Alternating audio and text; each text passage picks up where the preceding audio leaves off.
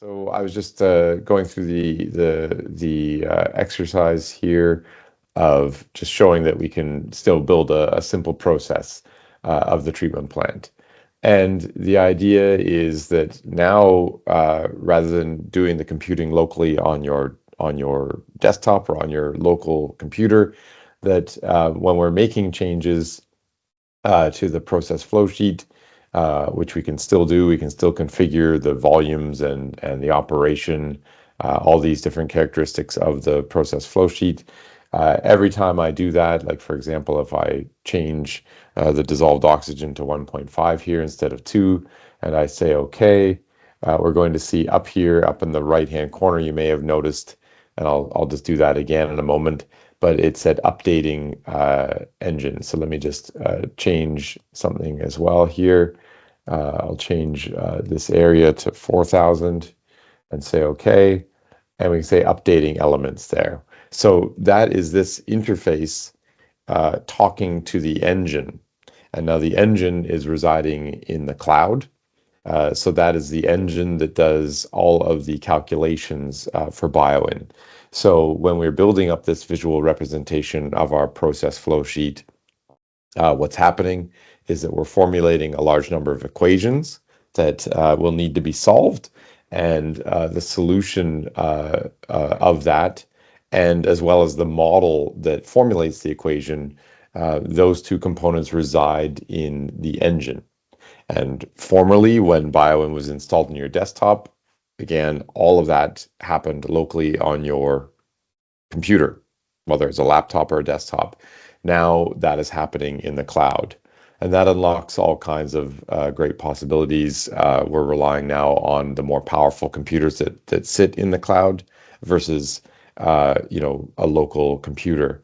It also lets us run BioTwin on hardware that we couldn't before. So, for example, if you're wanting to use a Google Chromebook or something very light, it's possible to do that now because the computing power that BioTwin relies on is residing in the cloud. And so we can also we can build new models. We can also import any BioTwin model that was done previously. So, for example, if you had a consultant that had prepared a BioTwin model for you in the desktop version, it's possible to open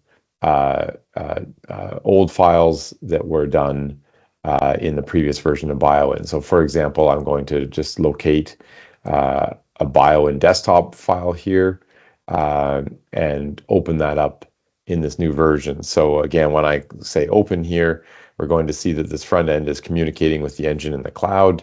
It's converting, it's actually taken that file, it's uploaded it to the cloud, it's converting it. The conversions happened, it sent it back down to the interface, and you saw the whole time there we're getting status messages about that happening. Now it's just showing me a typical file conversion dialog where it's telling me about that the file I've opened was from a previous version, and I might want to check model parameter values and things like that. I'm just going to say close here. And so now we have something that is fully built, just relying on that previous version conversion. And so like BioTwin, we have the ability to, get some high level information just by pointing at different elements. You can see I've turned on a flyby pane over the right-hand side here. So when I point at different elements, I'm getting performance information about that element. That information changes depending on the kind of element that I point at. When I was pointing at effluents, I was seeing information about typical effluent quality. When I point at bioreactor, I'm seeing information here, things like airflow rate, OUR, OTR, things like that are relevant to a bioreactor. So we have all that kind of information as well. I'll show you in a moment, there's ways to get much more information out of the flow sheet.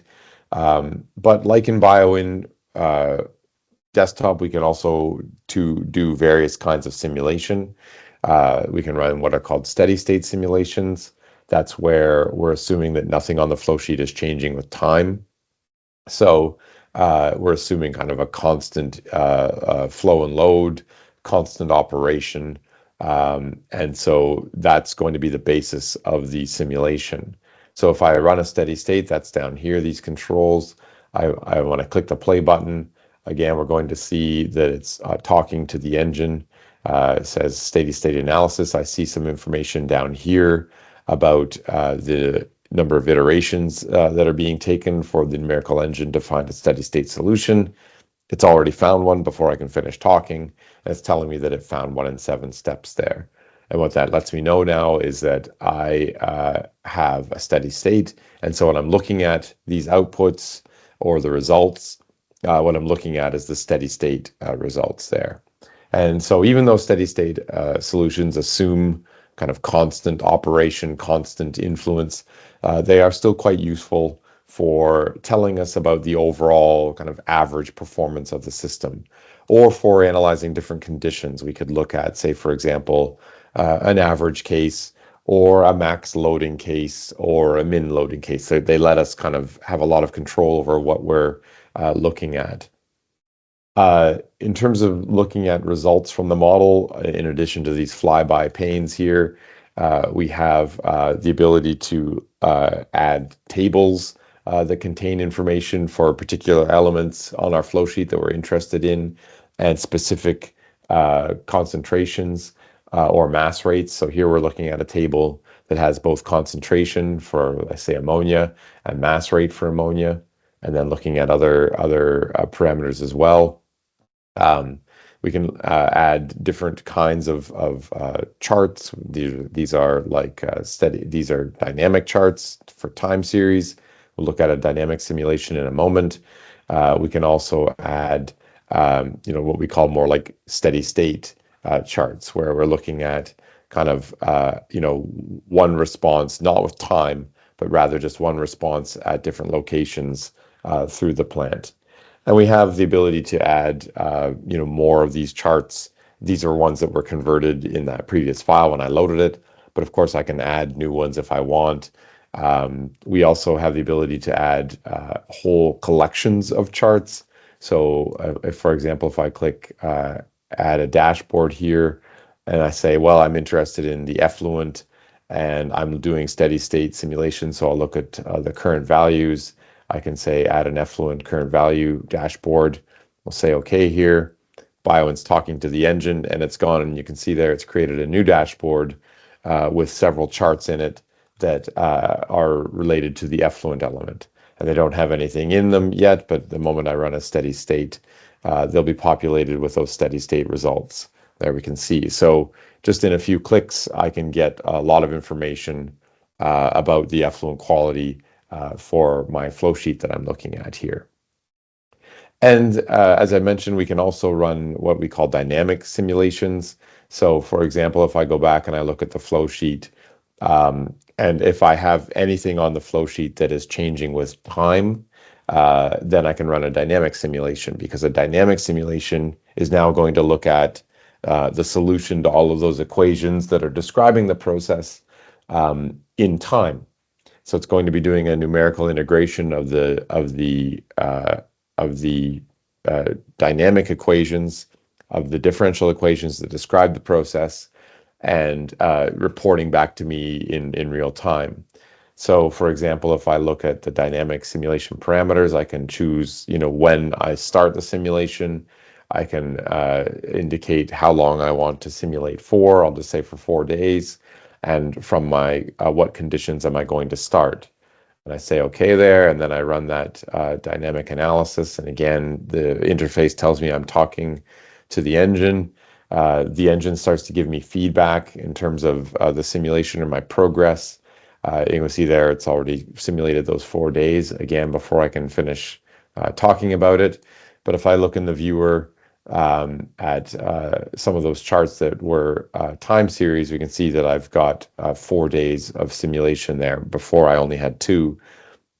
If I just redo that dynamic, we'll see that chart, or these time series charts, kind of being drawn in real time as the engine kind of generates results and sends them back down to the front end here.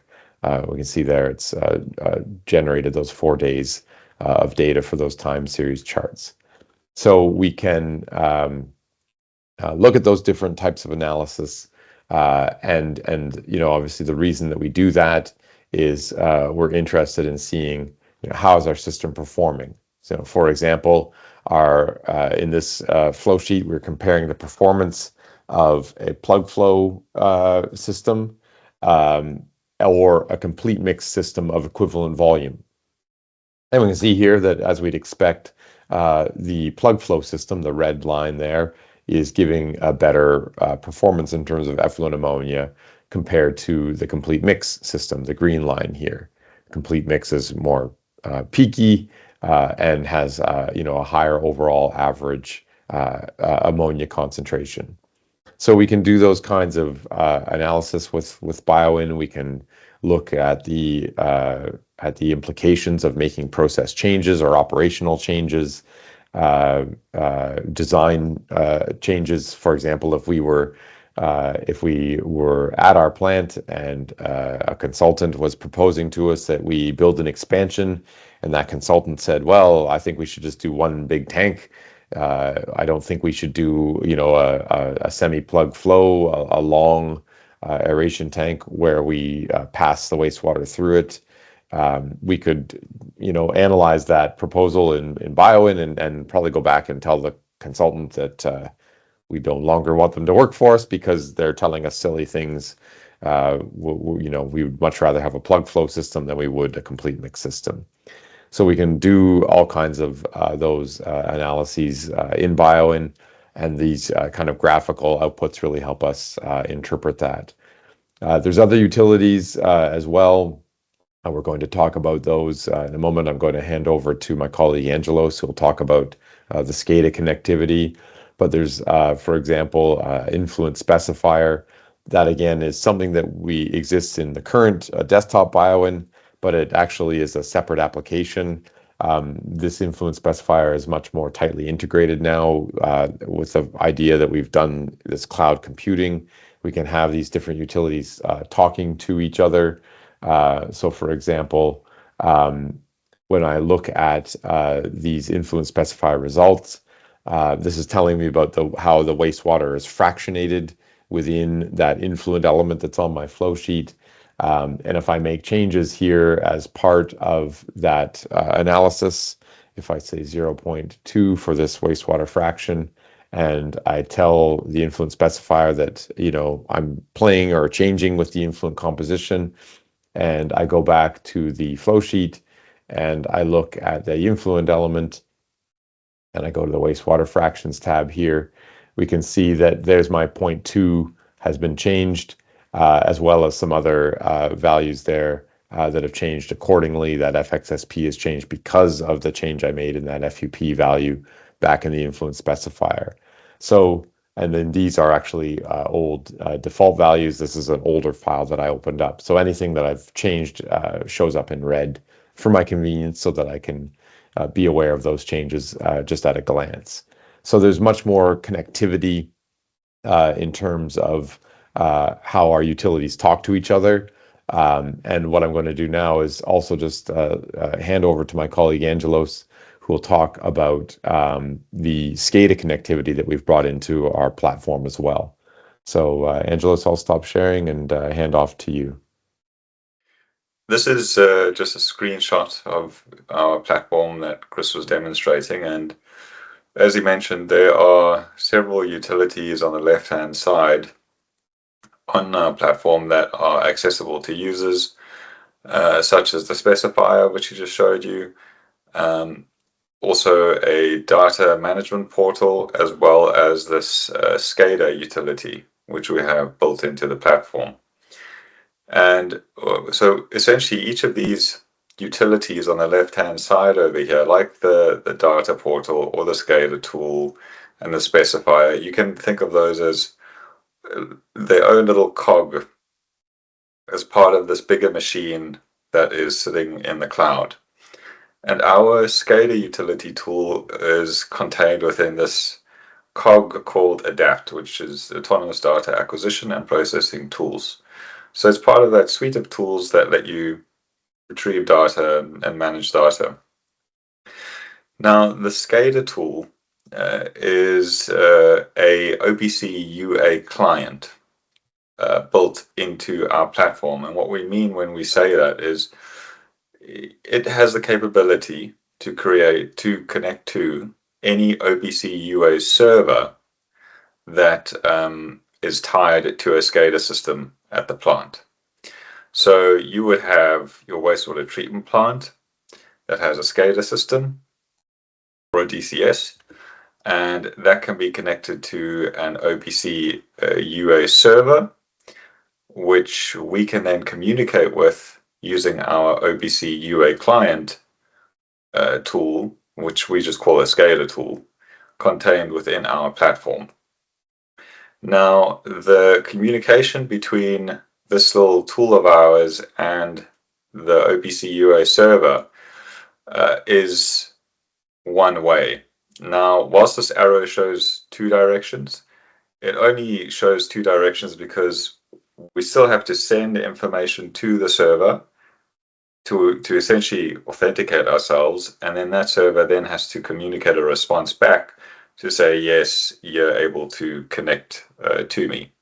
That's the only two-way communication that occurs, is that exchange of credentials to confirm that you're allowed to access it.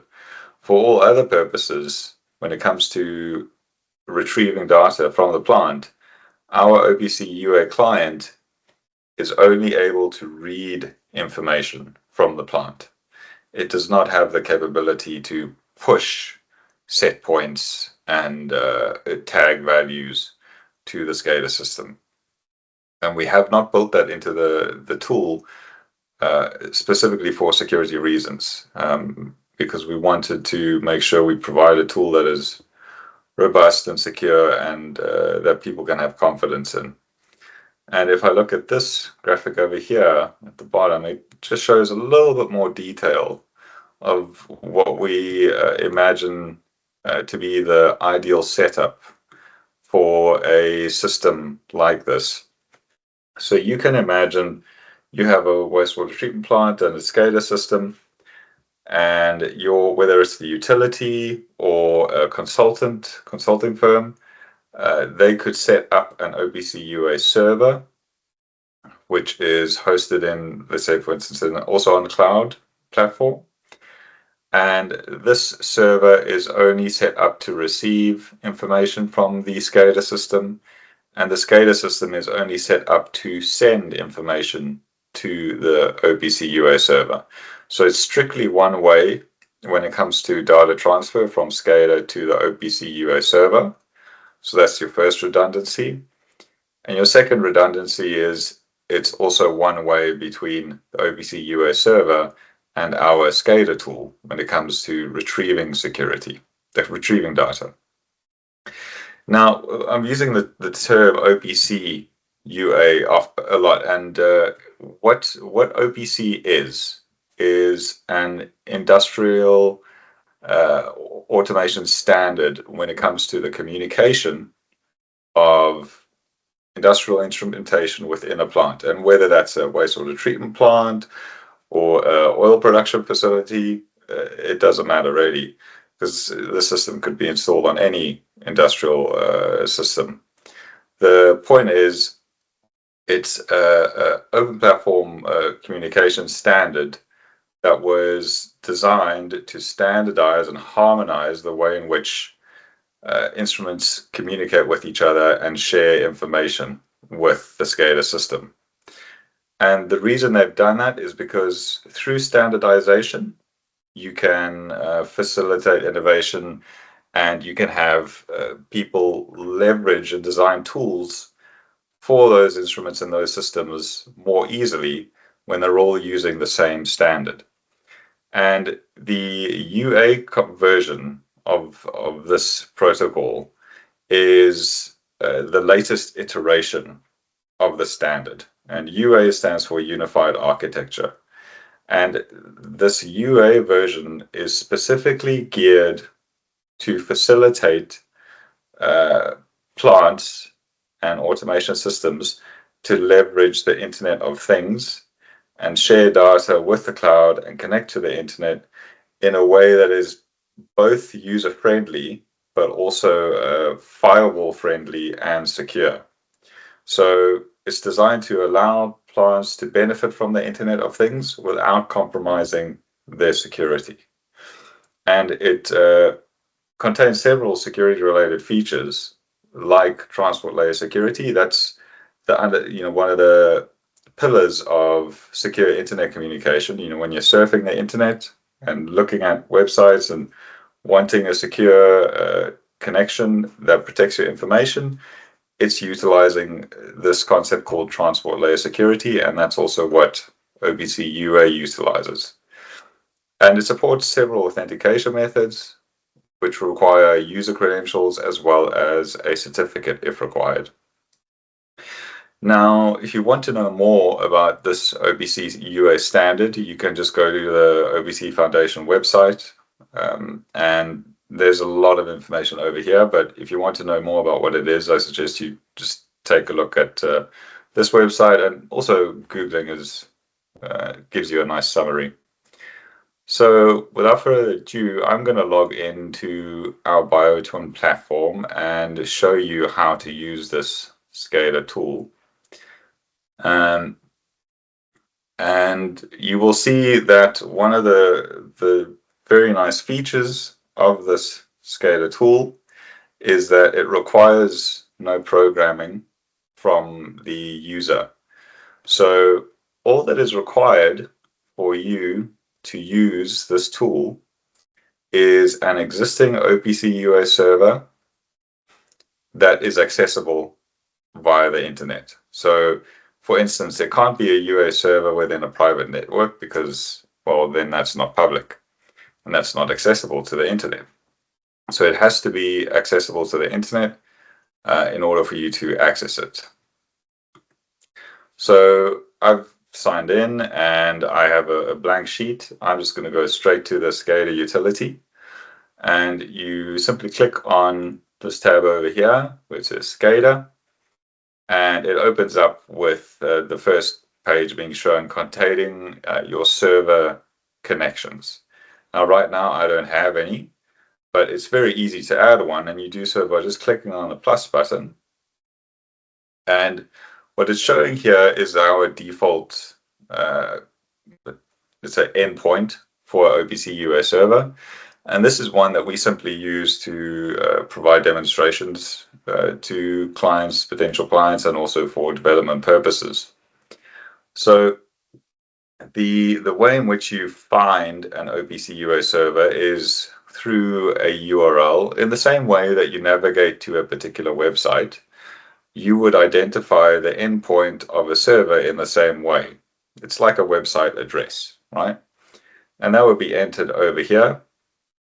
You would then identify the time zone of this plant, because now that I'm sitting in Halifax, Nova Scotia, but this server is sitting in the US East time zone, which is New York. So if I go to the America and New York time zone, and I then identify this server with a particular name that I want, and I say plant XYZ, and I'm going to just connect with my username and password. But like I said, we support the use of certificates as well, which would subsequently be stored in our secure vault in the cloud whilst you are connecting to the SCADA server. So I'm just going to enter my credentials.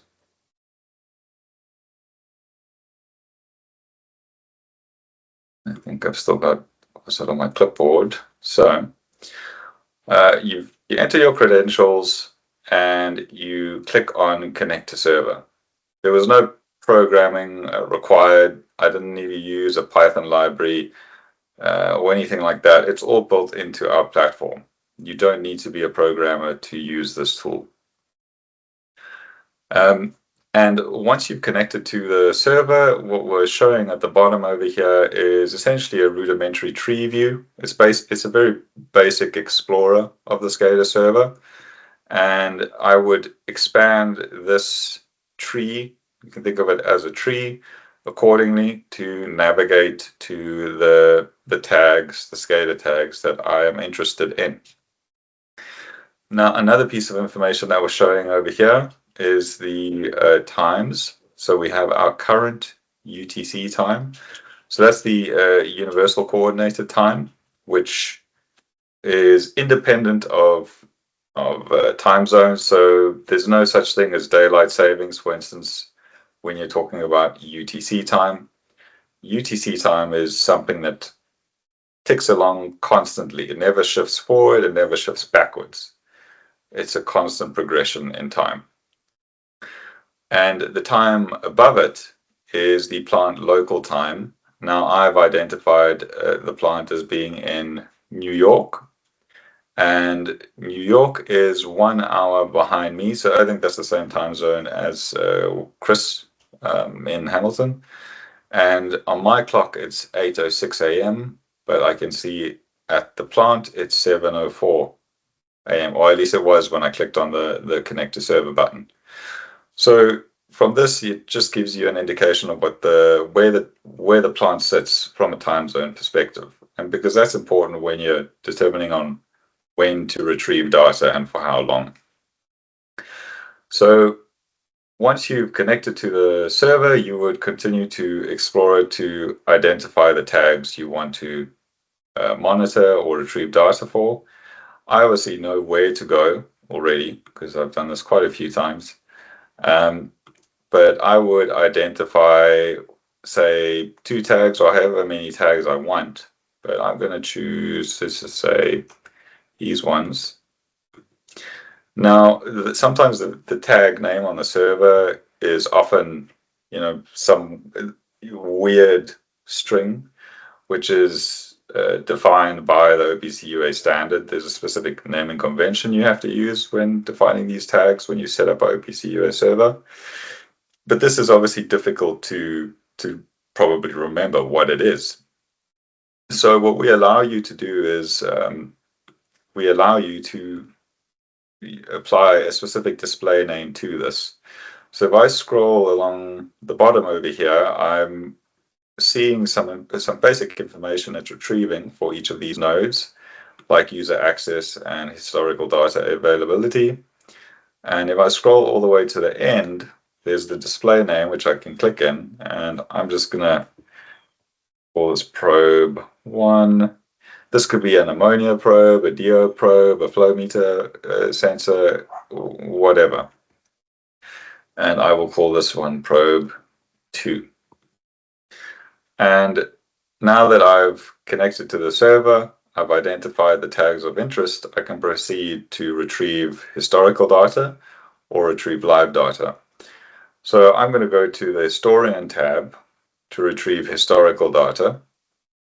Now, of course, I should say on the SCADA server links tab, you can add as many servers as you want, or at least within your license allotment. So your license would include a specific number of OPC UA connections that it would allow. And if I say have a paid plan that allows for 3 connections, I can add 3 different servers, 3 different UA server connections in this table by simply clicking on the plus button. And I would delete it by simply clicking on the minus button.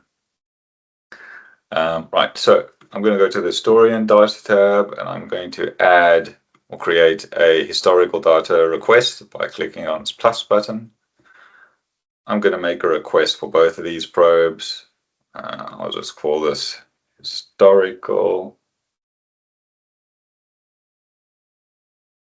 retrieval.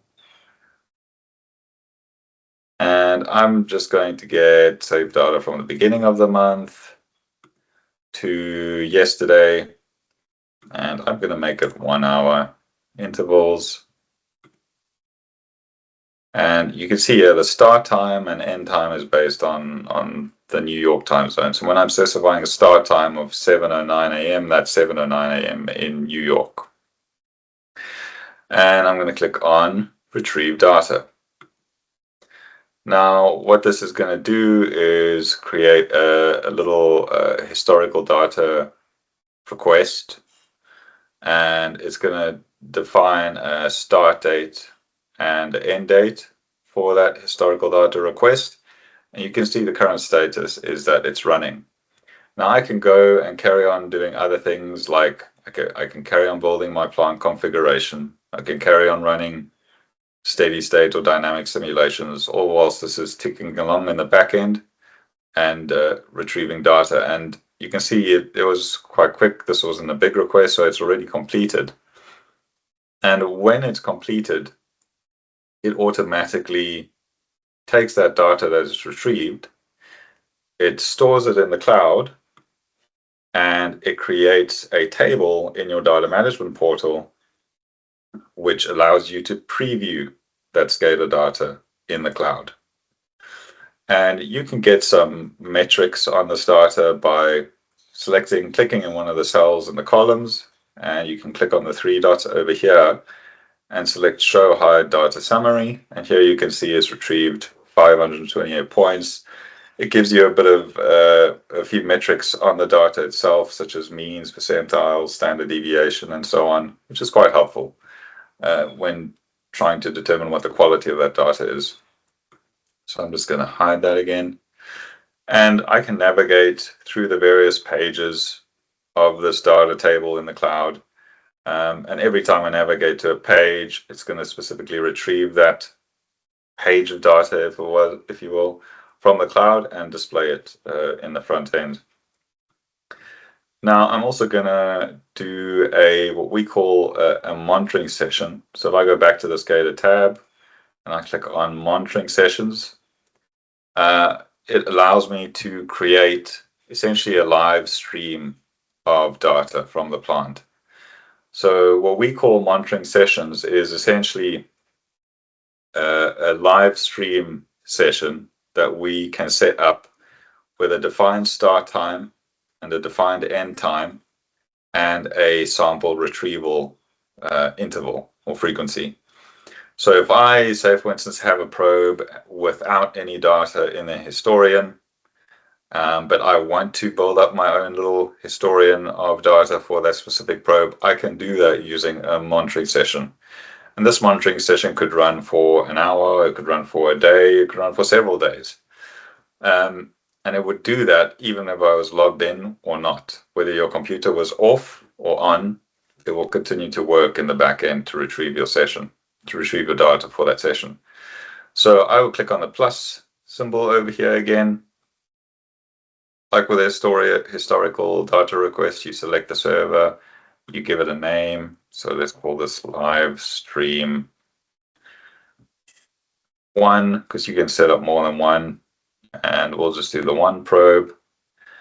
And let's do an interval of, say, 1 minute. And I'm just going to monitor it for the next hour, but of course you can set it up for, say, a week if you wanted to, at an interval of, say, an hour. And when you go to bed tonight, it would carry on retrieving that data. So once you've defined the time interval, the start time and end time, and you've selected your tag, you would say create session. And in this table, you'll see it's created live stream number 1. It's got a particular ID that we use to identify it, the start time and the end time. Now it's just started, so that's why it says 0% complete. And obviously just timed it right because now it's already got the first point. Now, like with the historical data request, when I create the live data request, this monitoring session, it also creates a table automatically in my data portal with this live stream 1 as the table name. You can see in the brackets here we have SCADA to identify where it comes from. And here you can see it's already got the first data point at 14 minutes past 7 a.m. And I'm not going to do anything for about another minute so that you can see that it will automatically continue to populate this table with the data being monitored. So this table will continue to grow for as long as it needs to as the session progresses. And so here the next point came in without me doing anything. And so this table will continue to grow. Now you can also plot this data from SCADA like any other data that you bring into BioTwin. You can plot that in your viewer. So if I say add dashboard, and I just add a blank dashboard, and I'm just going to add 3 tiles. 1, 2, 3. And the first tile, I'm going to add a plot of the monitoring session data coming in. So if I say time series imported, I'm going to choose the live data stream that I set up and probe number 1, say next, and just plot, and there it is, right? So that's the first value, that's the second value, and it's going to continue to grow and I mean, it's a 1-minute interval, so it's going to change quite frequently, like it did just now. Now, I can also add a current value series of that same live data stream. So, for instance, if I go to the current value series and select my live stream 1 as the data source, and I've identified probe number 1 as being what I want to include in this current value chart, and click on next and plot, you'll see that when the next data point comes in, you're going to see a bar pop up in this chart. It's just a bar chart representing the current value of that particular probe. And whilst it's a bar chart, it could technically be anything. It could look like a dial. It doesn't necessarily have to look like a bar chart, but for now, we allow it to be represented, the current value to be represented as a bar chart. And so here you can see it's updated because the next data point came in. And I can, of course, plot the historical data that I retrieved. Whilst the other charts continue to update and the session continues to progress, I can do other things like plotting the historical data. And I'm just going to do both probes, plot the data from both probes, click on plot, and there is my historical data. And you can zoom in, inspect the data points quite nicely with this more modern chart creation tool that we built into the platform. And this accumulation of data will progress for as long as it needs to. So if I, save the file, let's say ms demo, right? And I save this BWT. You can see I've downloaded it. Now, if I were to sign out, log off completely, close my browser, turn off my computer, and come back in 2 hours or come back tomorrow morning and open this file, if the session was already finished by the time I opened it, it will download all the data into your file and you will see it in your data management portal. If the session was, say, only halfway complete the next time I opened it, it would download all the data that has accumulated thus far, and it will continue to update, bringing in the data that is still coming in. So this tool is quite nifty in the sense that it can continue to do work even when you're asleep. And, for that reason, it can increase one's productivity quite a bit. Now, the nice thing is you can, whilst this is all happening and data is coming in, you can still, like I said, you can still continue working on a file, building a configuration or simulating an existing configuration if you wanted to. So there's quite a bit of, it's not true parallelization, but it's as close as you can get with a browser. And it's quite a nice user experience. So I think that's my bit for the SCADA tool, unless if anyone thinks I left anything out or anyone has any questions about it, feel free to ask.